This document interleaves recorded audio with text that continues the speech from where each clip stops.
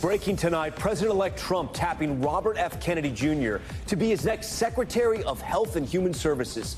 Kennedy, an anti-vaccine activist, would become one of the most influential figures over the nation's public health policy. The move met with mixed reaction and concerns over what policies he would bring to the table, including the potential rollback on food safety regulations. The late-breaking details will tell you who was just selected to head up Veterans Affairs and Trump's hush money case attorney selected as Deputy Attorney General. Also tonight, the trouble with Gaetz. Trump selecting former Congressman Matt Gaetz to lead the Justice Department, igniting a political firestorm. Gaetz' abrupt decision to retire from Congress, effectively bringing an end to a House ethics investigation into his alleged sexual misconduct and illegal drug use. The demands from both sides of the aisle to see that report, and the mounting questions tonight on if he will get confirmed. Tropical storm Sarah gaining strength in the Caribbean. The system expected to bring major flooding to portions of Central America. Will it take a turn towards Florida? Meteorologist Bill Karen standing by. Crisis in Haiti, critical aid cut off after the FAA issued a flight ban in the wake of 3 U.S. flights taking gunfire. Haitians rushing to find a safe place to go as gang violence surges. The ambulance ambushed as it was rushing gunshot patients to the hospital. The FBI raid at the home of Polymarket CEO, the crypto gambling site gaining popularity for bettors during the U.S. presidential election, now caught up in controversy. Investigators seizing cell phones and other electronic devices of the company's founder. What did and didn't Israeli Prime Minister Netanyahu know about the October 7th attack as it unfolded? Bombshell New York Times reporting detailing the investigation into his closest aides accused of manipulating records, blackmail, and leaking top-secret documents to preserve their boss's reputation and response to the attack. What we're learning. Plus, the McDonald's E. coli outbreak growing. What we're learning about the new number of cases. Top story starts right now.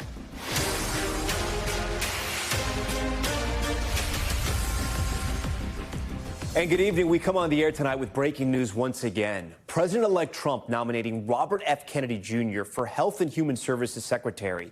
And at this hour, Trump revealing additional picks to the cabinet. This just coming in. Trump tapping his lawyer in his New York City hush money case, Todd Blanche, to serve as Deputy Attorney General, and former Congressman Doug Collins as Secretary of Veterans Affairs. But it's the Kennedy name drop causing the most concern tonight. He exited the presidential race before backing Trump and has repeatedly promoted debunked health remedies.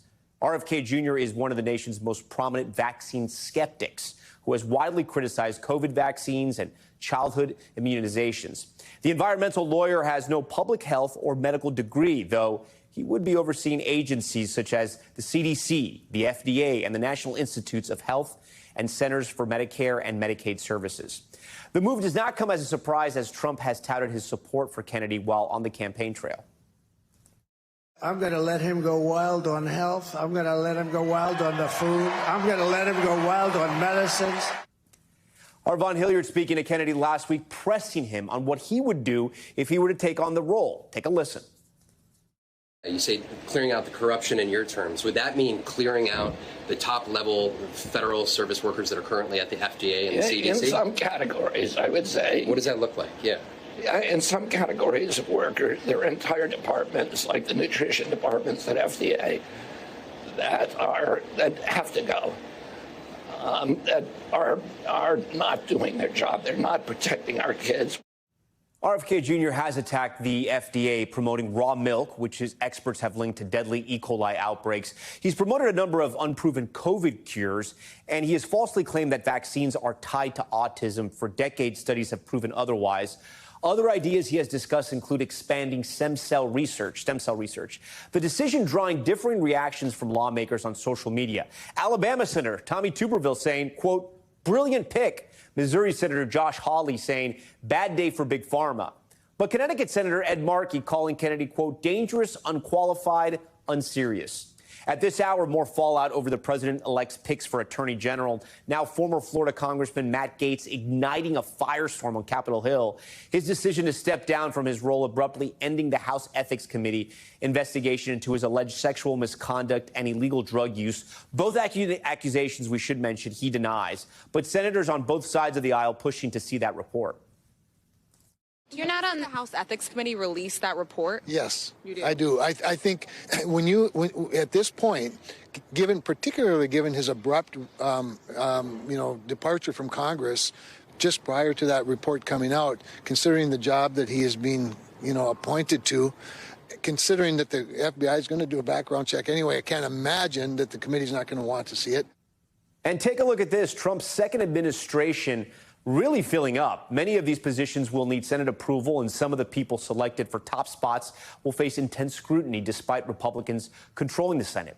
At this hour, a number of notable positions left, including his whole economic team. Could more names be released? Maybe even tonight.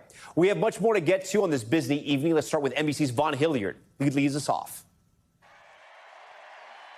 Tonight, after teasing a potential administration role for weeks, RFK Jr., he's going to help us on health and the health of women, and men, and children, and he is so good. President-elect Trump selecting Robert F. Kennedy Jr.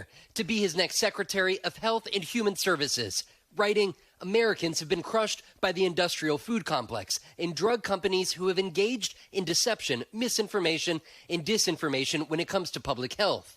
Kennedy is a former Democratic and independent presidential candidate who dropped out and endorsed Trump. But he's faced criticism because of his history of vaccine skepticism, publicly espousing discredited assertions that vaccines cause autism. Vice President Harris slammed Trump for praising him. He has indicated that the person who would be in charge of health care for the American people is someone who has routinely promoted junk science. Kennedy telling us last week that he would not block any vaccines. Are there specific vaccines that you would seek to take off the market? Oh, I'm not going to take away anybody's vaccines. I've never been anti-vaccine. You will not take any vaccine that is currently on the market. I'm not. If vaccines are working for somebody, I'm not going to take them away. During the campaign, Kennedy also made headlines when he said that 15 years ago, doctors told him he had a parasitic worm in his brain that died. Kennedy is a critic of U.S. healthcare policy, who's advocated for big changes to food and drug regulation, writing last month, the FDA's war on public health is about to end, telling us he would eliminate parts of the FDA. The nutrition departments at FDA that have to go. That are not doing their job. They're not protecting our kids. Okay, Vaughn Hilliard joins us tonight. So, Vaughn, let's start with, is the Trump team confident that RFK Jr. will get approved? That's an outstanding question for Robert F. Kennedy Jr. and several of his other picks. Right now, there is a Republican majority with 54 senators. In order to get your nominee confirmed, you just got to get a simple majority. And J.D. Vance would, if in a tiebreaker situation, be able to have a vote. So really, Kennedy can only afford to lose the support of 4 Republicans. And that's if every Democrat voted against him. And that's no sure bet. Right now, I think that they're looking at a pretty good situation with Kennedy. Of course, he'll go through those confirmation hearings. There are undoubtedly going to be questions about his position on vaccines and the extent to which he may or may not use the FDA to block access to them. But this is a figure who is undoubtedly going to shake up not only Washington, but specifically the Health and Human Services Department and those 13 health agencies from the FDA to the CDC. Yeah, I want to kind of ask you a little bit more about that. RFK Jr. has a long list of complaints, and he talked to you about some of them. What do you think are the first issues he's going to tackle? That's why he was really, to your point, an interesting presidential candidate, because he kind of had a grab bag of issues. But he was an environmental attorney. Let's be clear, Donald Trump said that he would not be able to touch the oil. That was going to be out of his purview. But he is, as part of being an environmental lawyer, he's big on clean air and big on clean water. And he has really gone on the attack against pharmaceutical companies, making the case that they effectively own and operate out of the FDA and other health agencies, that people come in from the pharmaceutical companies, work in the public sector, and then they go back to those private pharmaceutical companies. But he's also really taken on American obesity and the overprocessing, highly processed foods from the U.S. food industry, and also the amount of chemicals that are used within the U.S. agricultural system. And so really, it's going to be a comprehensive look for somebody who has really been trying to be on the forefront of this for many years now. He's now getting the chance to run the department. Vaughn Hilliard leading us off tonight. Vaughn, we thank you for that. For more on the appointment of RFK Jr. to the position of Secretary of Health and Human Services, I want to bring in Dr. Nahid Badalia, former senior advisor for global COVID-19 response for the White House and founding director of Boston University Center on Emerging Infectious Diseases. Dr. Badalia, thank you for being here tonight. You worked with HHS in your capacity at the White House. What's your reaction to this decision? I think, Tom, just as a physician, as someone who works in public health, I think what we all want is whoever takes this position, whether it's Mr. Kennedy or somebody else, appreciates the miracle in improving our quality of life and saving lives that public health has made. You know, a lot of what you're hearing in terms of cleaner water, cleaner air, safer food, you know, in principle, those are all great aims for public health that we're already pursuing. This is what our agencies do. They have staff who are career staff who understand the processes and understand the science. The concern maybe for many in public health community is vaccines in particular. Yeah. COVID-19 vaccines made an incredible impact during the pandemic. They saved over 3 million lives, right? They saved over 11 million hospitalizations and potentially saved the U.S. $1 trillion in costs, additional costs, by decreasing those hospitalizations and potential morbidity and mortality that comes from that. And that's just COVID-19 vaccines. And not only that, but Tom, that was the first Trump administration's, one of their largest public health successes was COVID-19 vaccines, the incredible work that they did around Operation Warp Speed. So I really hope the Trump administration recognizes that it was their investment that made this possible. Well, let's talk a little more. Yeah, Dr. Badalia, let's talk a little more about vaccines. Here's what RFK Jr. has said about vaccines, at least when he was on the campaign trail on the COVID-19 vaccine.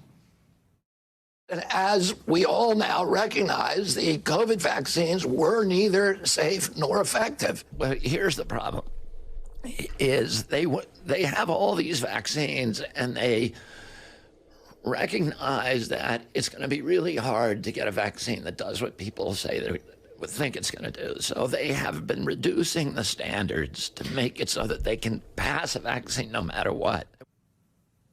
So what's your take on that? Well, what is incredible is that we were able to pass those vaccines so quickly during the pandemic. But the reason we did that is because we had 20 years worth of science behind it. And what allowed us to pass it is, getting all that energy during the Trump administration, during the Biden administration, to move those vaccines to a point where they could be delivered to so many people.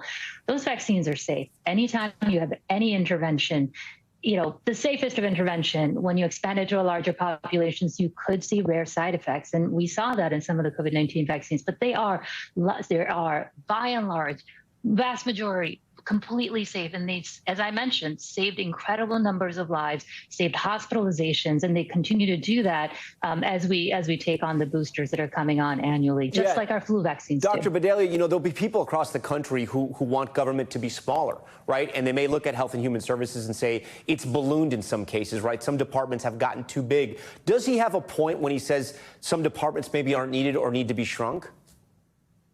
This is the one thing where I could tell you in my time in government, the thing that I've noticed is that our public health administration at every level is a lot more understaffed than people think it is, particularly given the challenges we face, not just within public health, but also infectious diseases, which is my background, and potentially infectious diseases threats on the horizon, like H5N1. And not only that, but the other thing that most people may not realize is that our public health is a federated structure. So it's not just the HHS. Majority of the work for public health is done at the state level. Even CDC's budget, 80% of it ends up going to states to support their activities. So HHS is actually a lot smaller than people think it is. And the people who are currently there are actually probably doing a lot more per person than people realize that they are. Dr. Badalia, we thank you for joining Top Story tonight. Really great insight. We appreciate it. Okay, the news about RFK Jr. coming as Capitol Hill is still processing another bombshell nomination. Now, former Florida Congressman Matt Gaetz to be Attorney General of the U.S., many lawmakers, including Republicans, expressing skepticism about Gaetz in the role.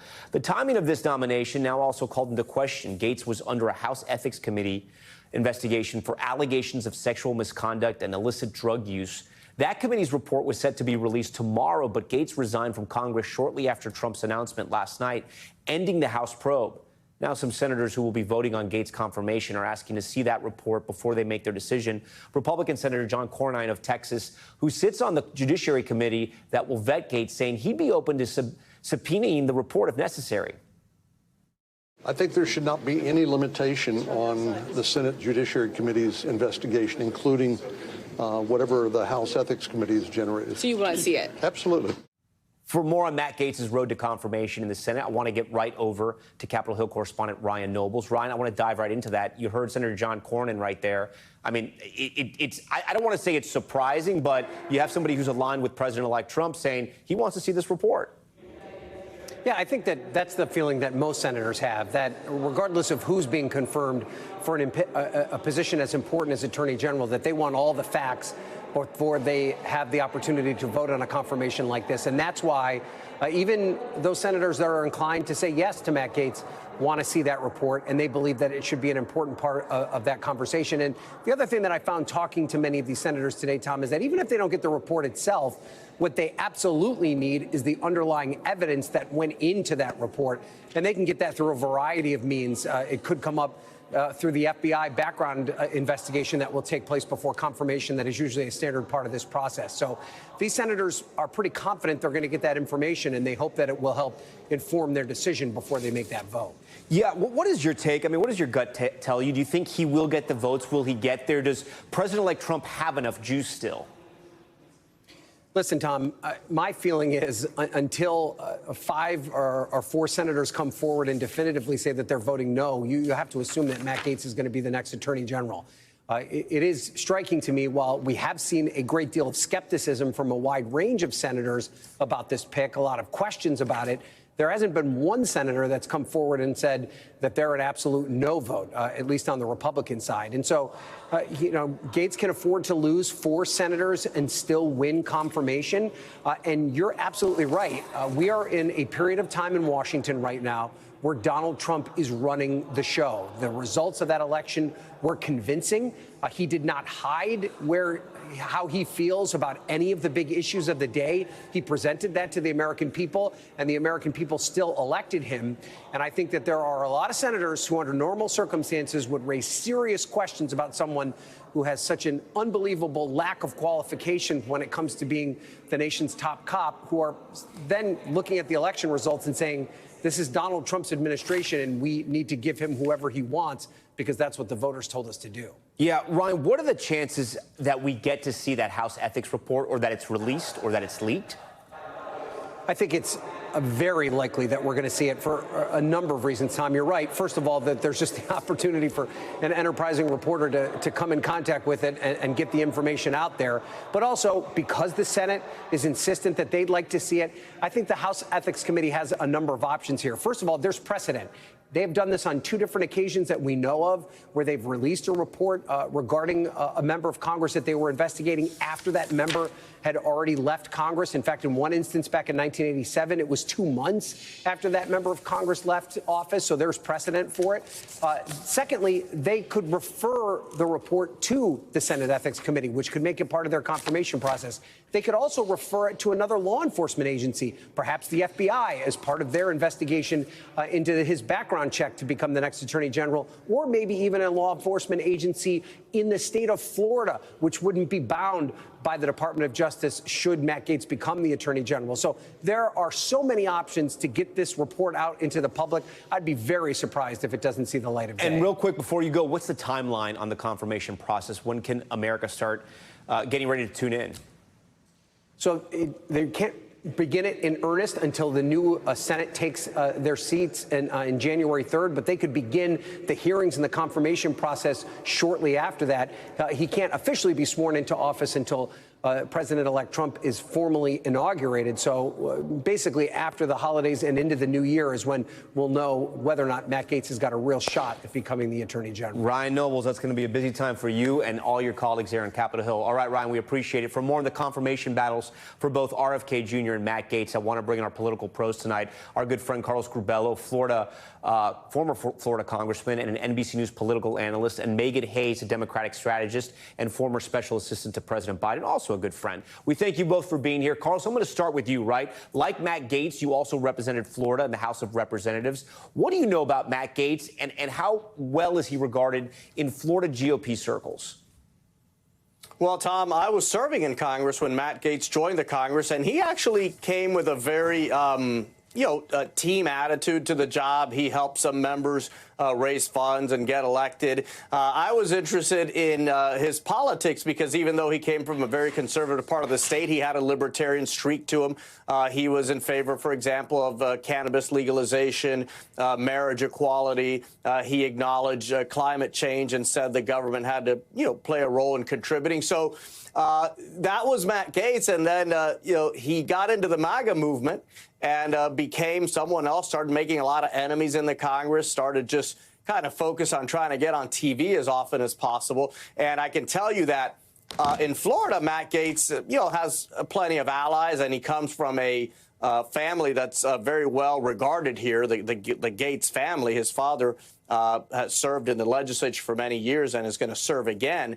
But in Washington, D.C., in Congress, Tom, Matt Gaetz has almost no allies, many enemies. If they could vote secret ballot whether or not to confirm Matt Gaetz, I think it'd be tough for him to get 10 Republican votes. Megan, Democrats have sounded the alarm about a number of Trump's picks here. What do you think, or who do you think, is the biggest concern?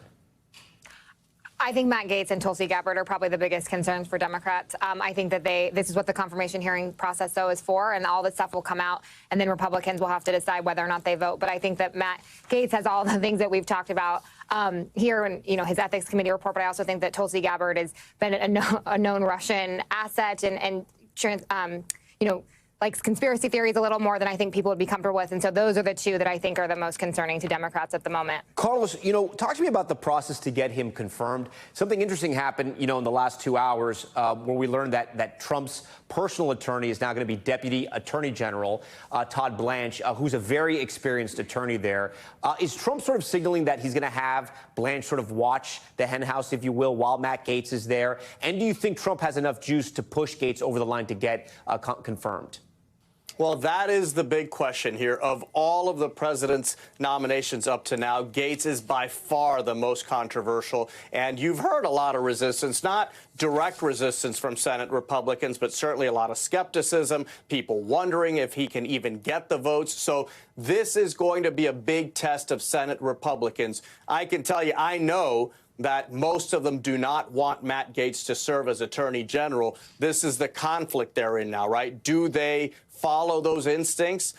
Do they follow their judgment? Or are they going to be intimidated essentially by Donald Trump to give them this choice for Attorney General, someone who's been very loyal to Donald Trump, but who has also been extremely controversial and is surrounded by these cases? And I do think, Tom, that the House ethics investigation will find a way to make this report public. Again, Matt Gaetz has very few allies in the House in either party. Megan, a Republican strategist, when I asked him about this Gaetz nomination, said that Trump was playing chess here. And there's the theory floating out there that he nominated Gaetz so other sort of nominees can skate on in, and the focus is on Gaetz. And if Gaetz doesn't get past, hey, he'll get somebody else. He's got Todd Blanche right now on deck. Do you think that's the strategy here, or do you think Trump truly wants him to be the Attorney General?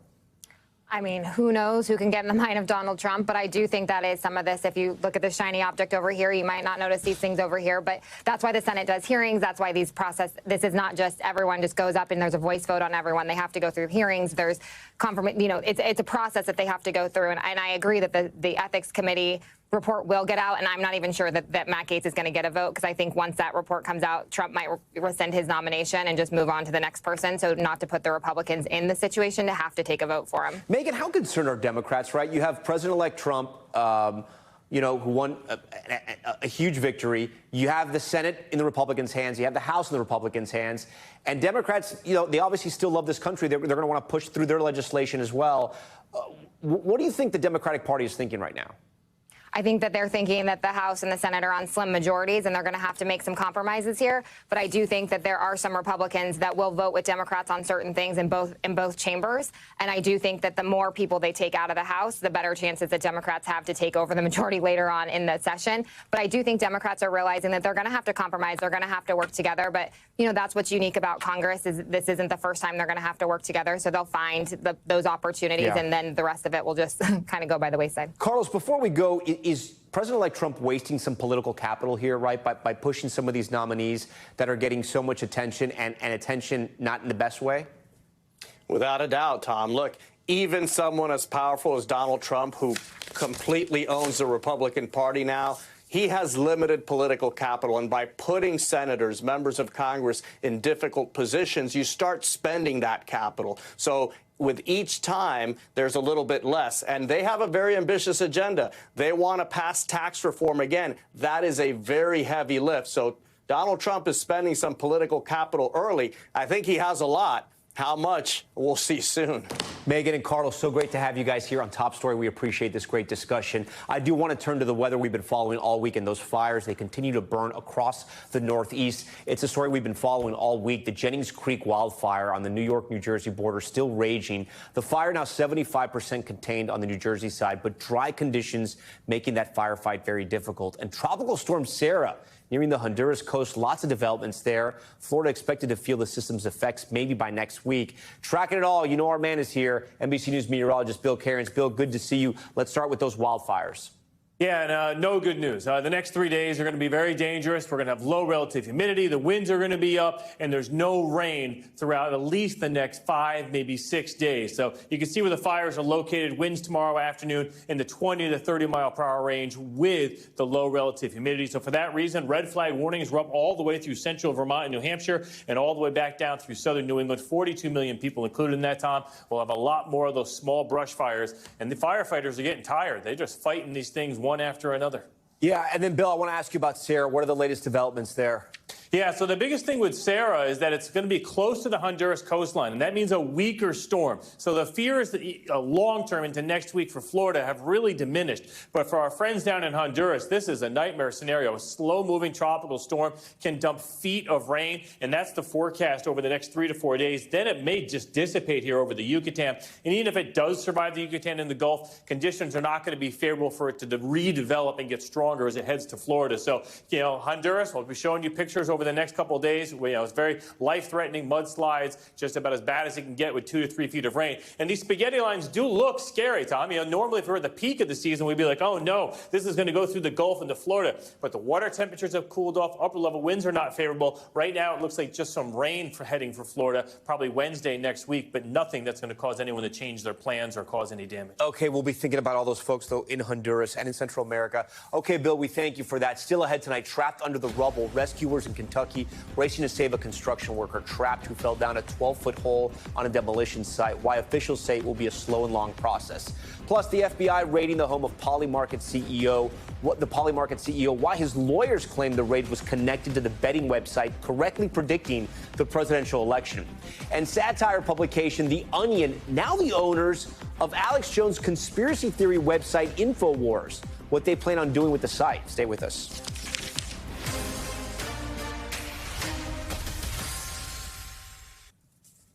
Back now with the FBI raid at the home of a man who says his company predicted the outcome of the 2024 election. Shayne Coplan, the CEO of the online betting site Polymarket, says the raid is a form of retaliation from the Biden administration. But the company, which can only legally take bets from outside of the U.S., has come under federal scrutiny in the past. NBC's Valerie Castro has this one. While poll after poll showed the presidential election in a dead heat. Look, this is our running average of the polling averages in the battleground states. They're all close. In the world of online prediction betting, a different picture emerged. Crypto gambling site Polymarket showing that a majority of users thought Donald Trump would win in the final weeks of the campaign.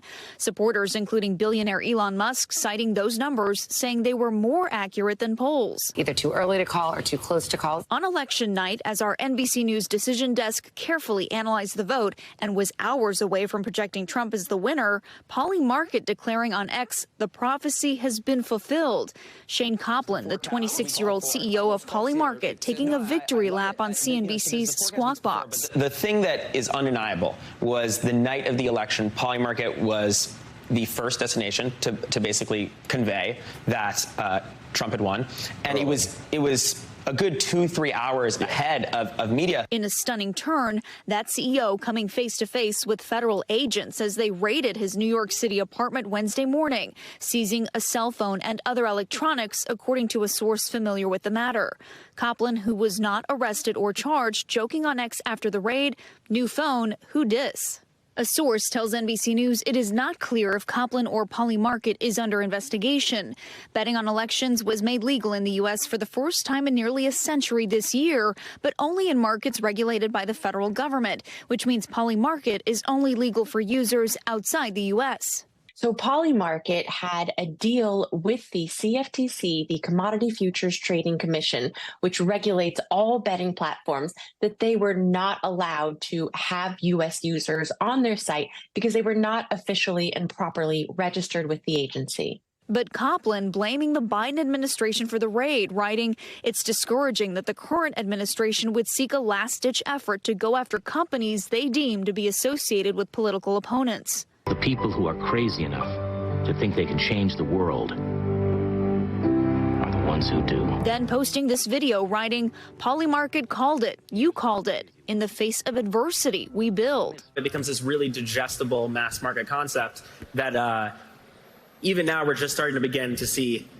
the potential of. Earlier this year, Polymarket faced scrutiny over single bettors placing huge bets. One anonymous user in France known as the Whale betting $30 million. A lot of the critique was, are people trying to manipulate the market? Right. Could one or two big whales, do something? There was obviously, you did your own investigation into this fellow from France, apparently. Yes. That Whale's final takeaway, an estimated more than $80 million in profits spread out across several accounts, according to the blockchain analysis firm Chain Analysis. A Polymarket spokesperson telling CNBC in a statement, the Whale is a French national with, quote, extensive trading experience and a financial services background. All right, Valerie Castro joins us now in studio. So, Valerie, explain to our viewers how exactly this app works, right? Because they have a deal. Like, you have to be in another country to sort of use the app, but people might have a workaround here? Yes, and if that is found to be the case, our legal expert says Polymarket could be held liable if U.S. users have found a way to circumvent that security. They might be hiding or blocking or encrypting their location online to be able to access this site here. Essentially changing the location so they can then access the site even though they're in the U.S. Yes. Gotcha. All right, Valerie Castro for us. Valerie, we appreciate that. When we come back, the search underway for the suspect linked to a string of ballot box fires. The new surveillance video showing the moment one ballot box was set on fire. Officials hoping it leads them to an arrest. We'll be right back.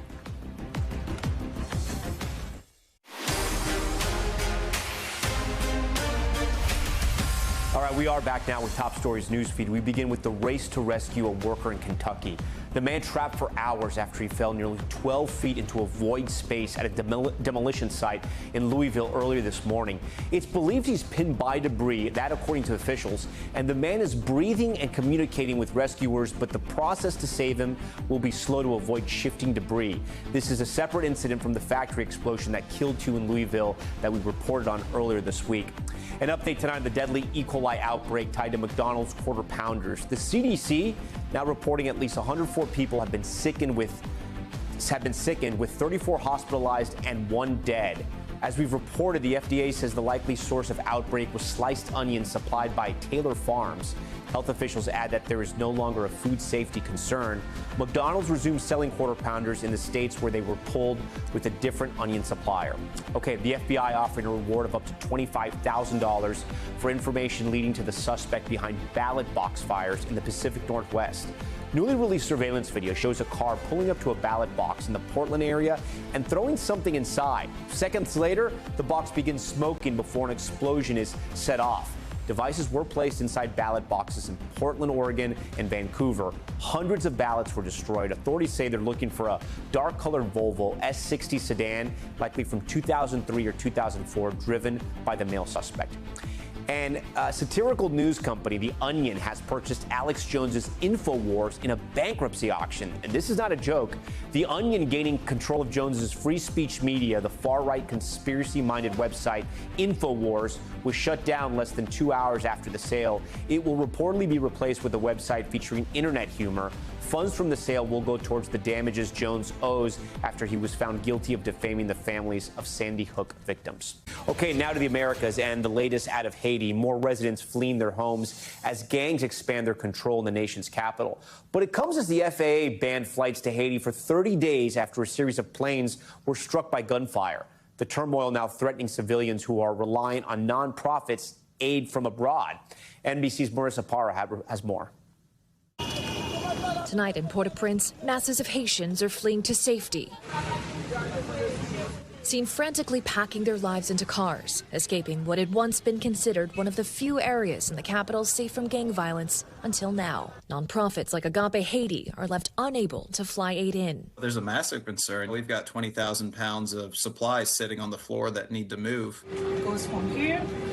It was days ago when a Spirit Airlines plane was struck by bullets 7 times as it was preparing to land in Port-au-Prince Monday, instead diverting to the Dominican Republic, leaving one flight attendant hurt and the dozens others on board terrified. The crew was very traumatized. The FAA the next day pausing all civil U.S. flights to Haiti for a month, while Haiti's capital city weathers a week of violence amid political instability.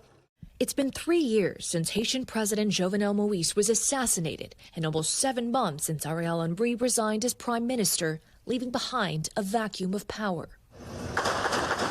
Gangs have been violently fighting for control ever since. The Transitional Council fired the interim prime minister Sunday.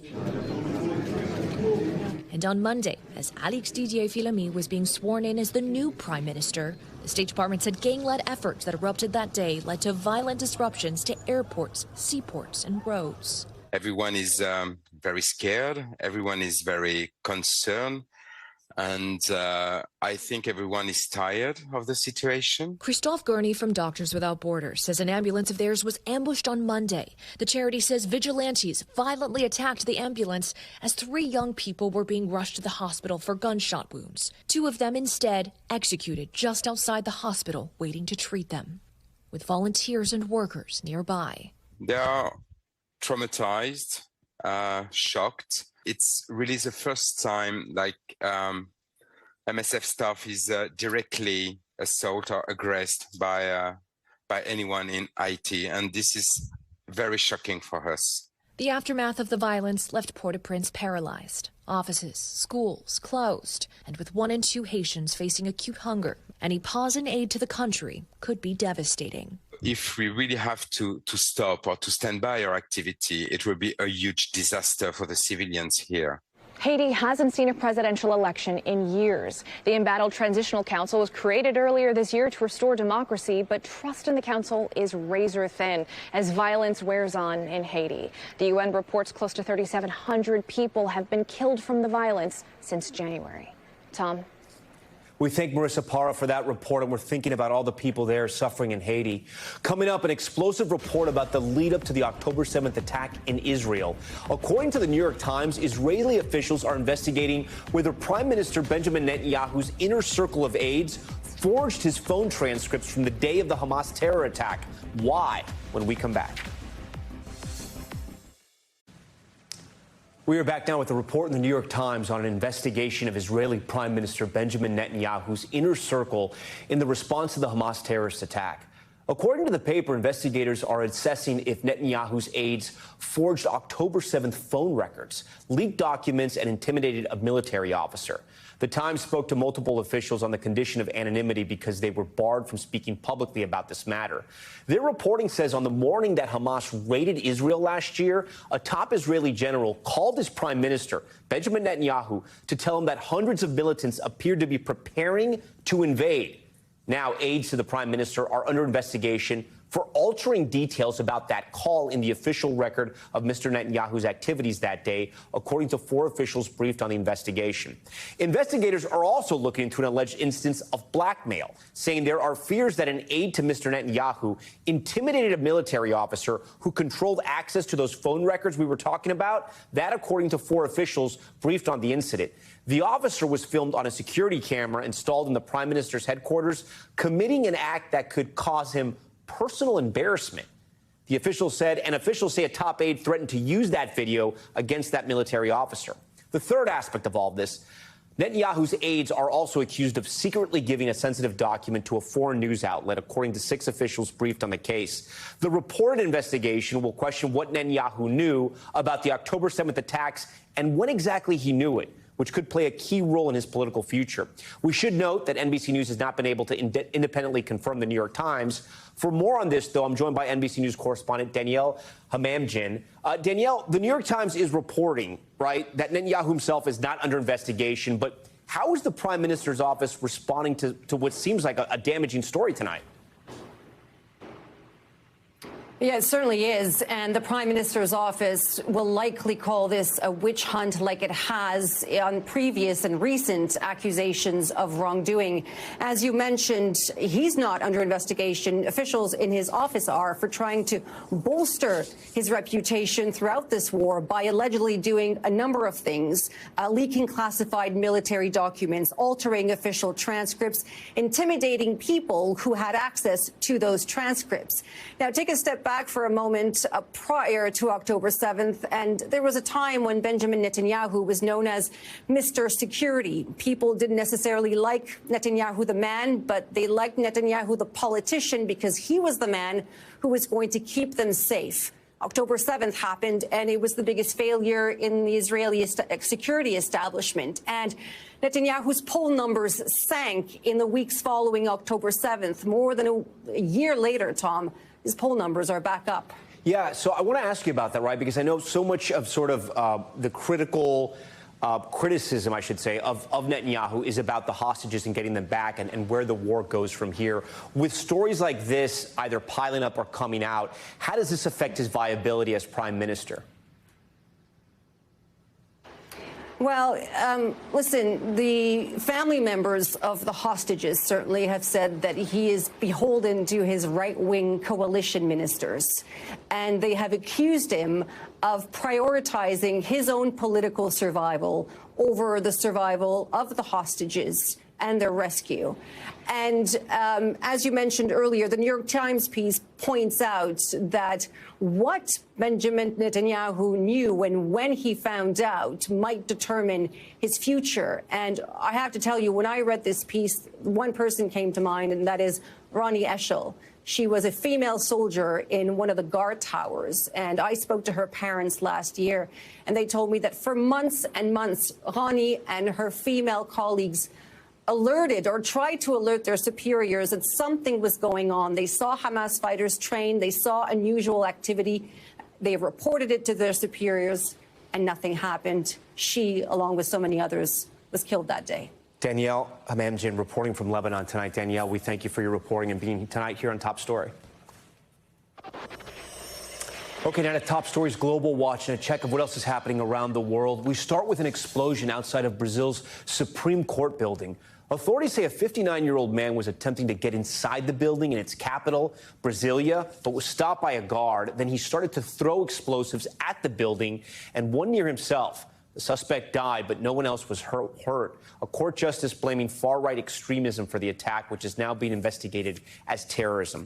South Africa's government says it will not help hundreds of illegal miners inside of a closed mine. Authorities have cut off the entrances used to transport critical supplies, including food and water underground. The miners are now unable to obtain basic necessities. Authorities are trying to force the miners to return to the surface and surrender. Police say no officer or government official will be sent in to the mine to assist. All right. And Australia's parliament proposing a ban for children 16 and under on certain social media platforms.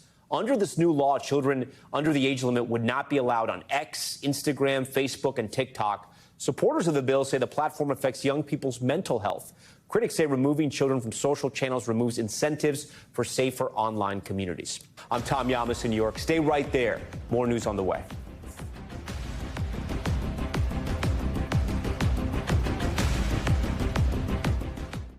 Thanks for watching. Stay updated about breaking news and top stories on the NBC News app or follow us on social media.